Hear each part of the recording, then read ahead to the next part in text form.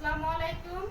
মাসপ্রা কলেজের ভূগোল অনলাইন ক্লাসে তোমাদের সবাইকে আন্তরিক অভিনন্দন। সাথে আছি আমি রাবেয়া মাহবুব, প্রভাষক, ভূগোল ও পরিবেশ বিভাগ, মাসপ্রা কলেজ, পাংশা, রাজবাড়ী। সুপ্রিয় শিক্ষার্থীবৃন্দ, আজ আমরা ভূগোল দ্বিতীয় পত্রের চতুর্থ অধ্যায় নিয়ে এসেছি। আমাদের আজকের আলোচনার বিষয় কৃষিকাজের ভৌগোলিক নিয়ামক। তো প্রথমেই আমরা জানবো যে এই কৃষিকাজের জন্য যে সমস্ত ভৌগোলিক নিয়ামক আবশ্যক, তো সেগুলো কি কি। কৃষিকাজের ভৌগোলিক নিয়ামক সমূহকে প্রথমত আমরা তিনটি ভাগে ভাগ করতে পারি। এক, প্রাকৃতিক উপাদান।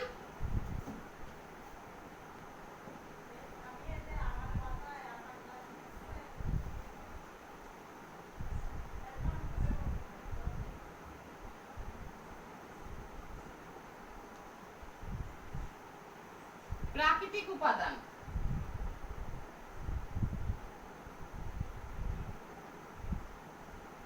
প্রাকৃতিক উপাদানের মধ্যে কি আসে?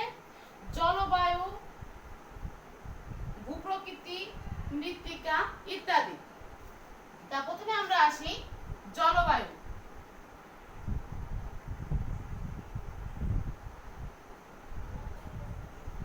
জলবায়ু প্রাকৃতিক উপাদানের প্রথমটাই হচ্ছে জলবায়ু।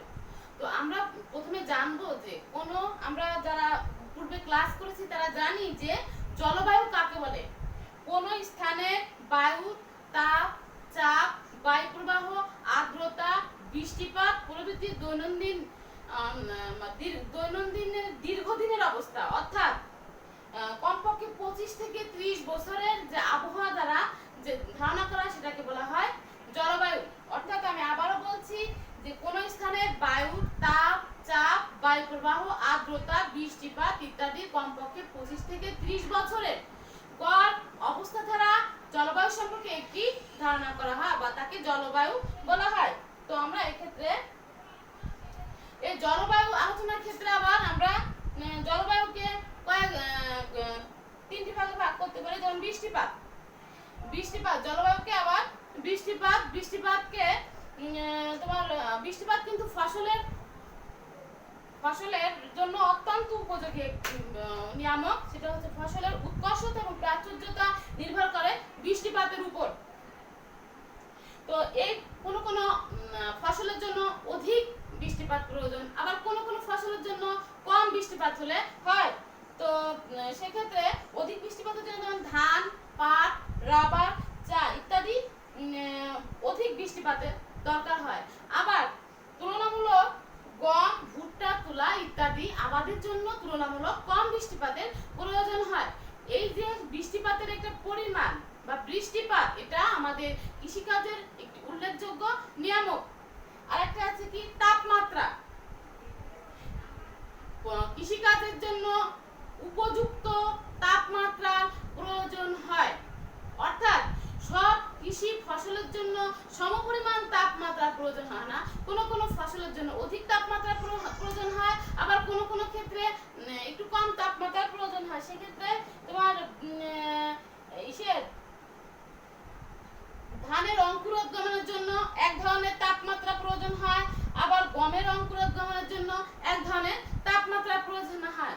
অর্থাৎ সঠিক তাপমাত্রা কৃষিকাজের একটি উল্লেখযোগ্য নিয়ামক। নাম্বার আরেকটা কি? জলবায়ুর মধ্যে আসছে বৃষ্টিপাত, তাপমাত্রা, আরেকটা হচ্ছে কি আর্দ্রতা। এই আর্দ্রতাটাও কিন্তু আমাদের কৃষি কাজের জন্য বা কৃষি ফসল উৎপাদনের জন্য একটি গুরুত্বপূর্ণ নিয়ামক।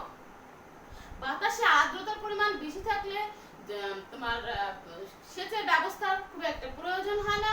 আর বাতাস যদি শুষ্ক হয়, অর্থাৎ আর্দ্রতার অভাব থাকে, সেই সমস্ত অঞ্চলের কৃষিকাজ করতে কিন্তু সেচের প্রয়োজন হয়। সেক্ষেত্রে তোমার কি হয়, অধিক এক্সট্রা টাকার প্রয়োজন হয় বা এক্সট্রা খরচের প্রয়োজন হয় সেচের ব্যবস্থা করার জন্য। তো এই সঠিক মাত্রায় আর্দ্রতাটা থাকা কিন্তু কৃষিকাজের জন্য একটি গুরুত্বপূর্ণ নিয়ামক। সেক্ষেত্রে কৃষির কিছু কিছু কিছু কিছু কিছু অঞ্চলে কিন্তু এই বাতাসে যথেষ্ট পরিমাণ আর্দ্রতা না থাকার কারণে কিন্তু তাদের কৃষি শস্য উৎপাদনের ক্ষেত্রে যথেষ্ট পরিমাণ সেচের প্রয়োজন হয়। আবার সমস্ত ফসলে যে সেচের একইভাবে সেচের প্রয়োজন হবে তা কিন্তু নয়। অর্থাৎ শস্য ভেদে, স্থান ভেদে তোমার এই আর্দ্রতাটা কার্যকারী হয়। কোন যে অঞ্চল শুষ্ক সে অঞ্চলে আর্দ্রতা কম, সে অঞ্চলে সেচের পরিমাণ লাগে, এবং যে অঞ্চলে আর্দ্রতা বেশি সে অঞ্চলে সেচের পরিমাণ কম লাগে। আবার কিছু কিছু ফসলের ক্ষেত্রেও তোমার আর্দ্রতাটাই একটু কম প্রয়োজন হয়।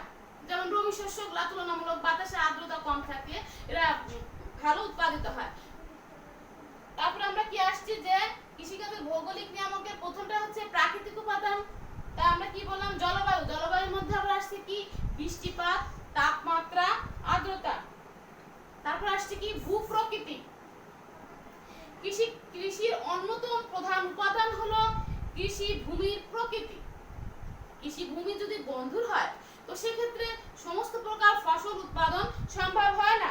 ভূমির বন্ধুরতা বা সমতল ক্ষেত্রের উপর ভিত্তি করে পৃথিবীর বিভিন্ন ভূভাগে নানা রকমের ফসল উৎপন্ন হয়ে থাকে। সমতল ভূমিতে ধান, পাট চাষের জন্য উপযোগী, আবার পাহাড়ি ঢালু এলাকা চা, কফি, রাবার চাষের জন্য অত্যন্ত উপযুক্ত ভূপ্রকৃতি আছে বলে ধারণা করা হয়। তারপরে কি আসছে? মৃত্তিকা বা মাটি।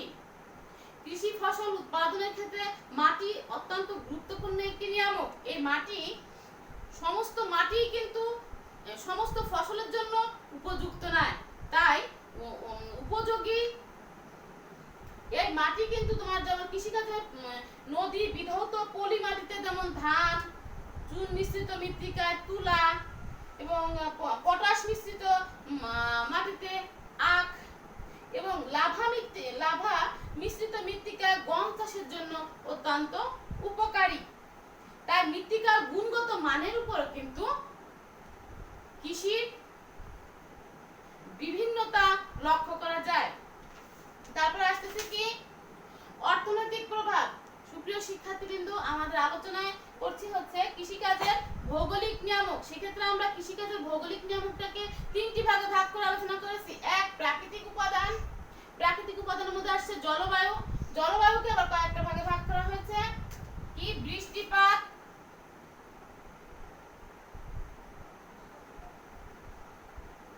বৃষ্টিপাত, তাপমাত্রা, আর্দ্রতা। প্রাকৃতিক উপাদানকে আবার কয়েকটি ভাগে ভাগ করা হয়েছে। জলবায়ু, ভূপ্রকৃতি, মৃত্তিকা। তো জলবায়ুকে আবার কয়েকটা ভাগ করা হয়েছে। বৃষ্টিপাত, তাপমাত্রা, আর্দ্রতা। এখন আমরা আসছি অর্থনৈতিক নিয়ামক বা অর্থনৈতিক উপাদান।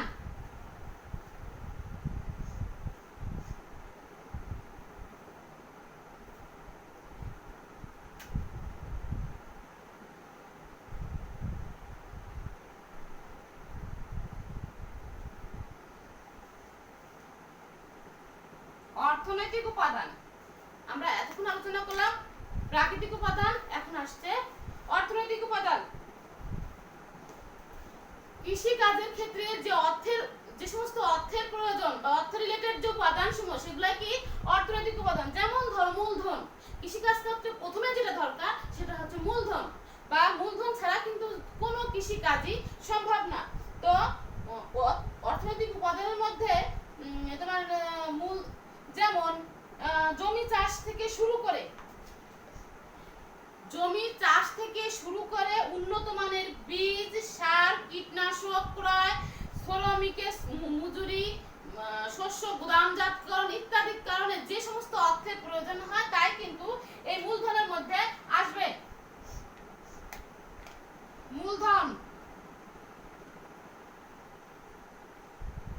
মূলধন তারপরে আসতেছে কি? 2 নম্বরে শ্রমিক।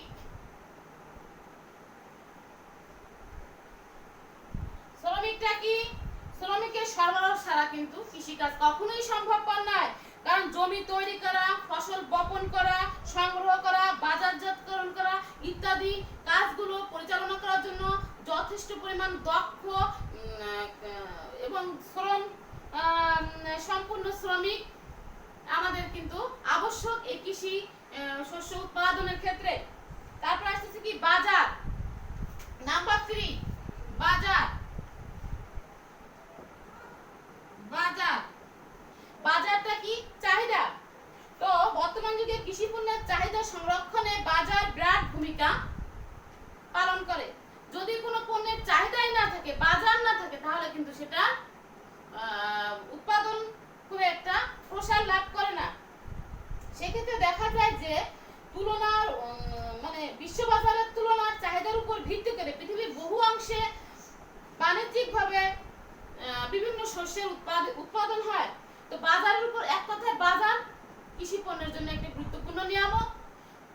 যে পণ্য আমরা উৎপাদন করব তার স্থানীয় এবং আন্তর্জাতিক বাজারের মানের উপর নির্ভর করে কিন্তু কৃষি পণ্যটা উৎপাদিত হয় বা কৃষি পণ্য উৎপাদনের উপর জোরদার আরোপ করা হয়।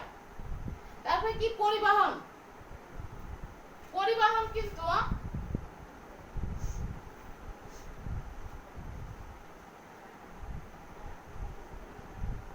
কৃষি পণ্যের ক্ষেত্রে বা কৃষি উৎপাদনের ক্ষেত্রে পরিবহন একটা গুরুত্বপূর্ণ ভূমিকা পালন করে। সেক্ষেত্রে কি পালন করে এরা?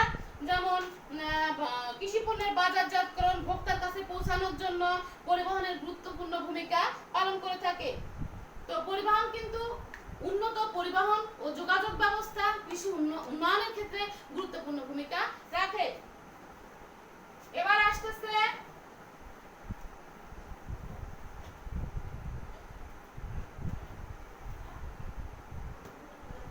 সাংস্কৃতিক উপাদান, নাম্বার 3।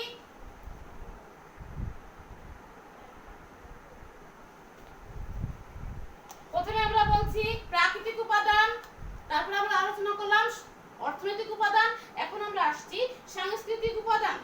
এই সাংস্কৃতিক উপাদানের মধ্যে যেগুলো আসবে, নাম্বার 1 প্রযুক্তিগত জ্ঞান।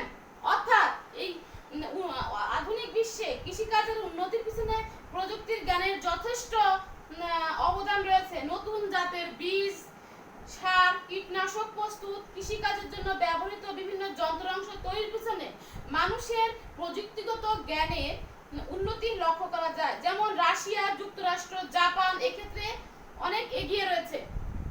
তারপর কি পানি সেচ। সাংস্কৃতিক উপাদানের মধ্যে একটা আসছে কি পানি সেচ।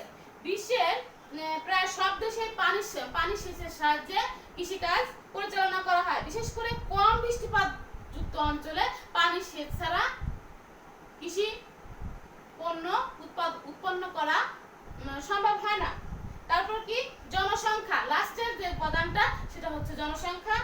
আমরা যাই বলি না কেন শিক্ষার্থীবৃন্দু, জনসংখ্যা ছাড়া কিন্তু কোনো কৃষি সেক্টরে কৃষি তো বাদই, কৃষি তো আছেই, কোনো সেক্টরে কিন্তু উন্নয়ন সম্ভব না।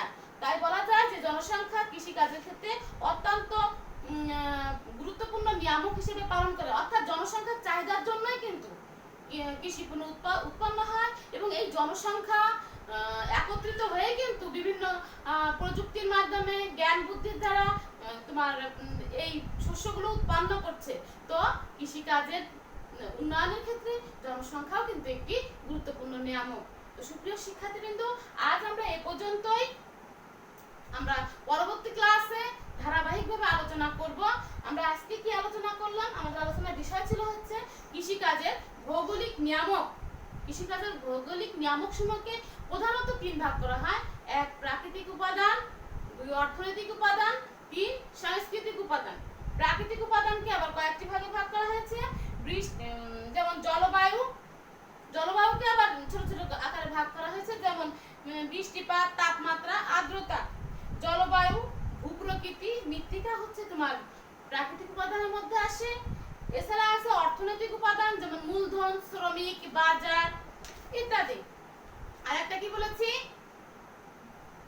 সাংস্কৃতিক উপাদান, যেমন প্রযুক্তিগত জ্ঞান, পানি সেচ, জনসংখ্যা ইত্যাদি আমাদের সাংস্কৃতিক উপাদানের মধ্যে আসবে। তো সুপ্রিয় শিক্ষার্থীবৃন্দ, আজ আমরা এই পর্যন্তই। তো আগামী ক্লাস দেখার আমন্ত্রণ রইল। সে পর্যন্ত তোমরা সুস্থ থাকো, ভালো থাকো, এই কামনায় শেষ করছি। আল্লাহ হাফেজ।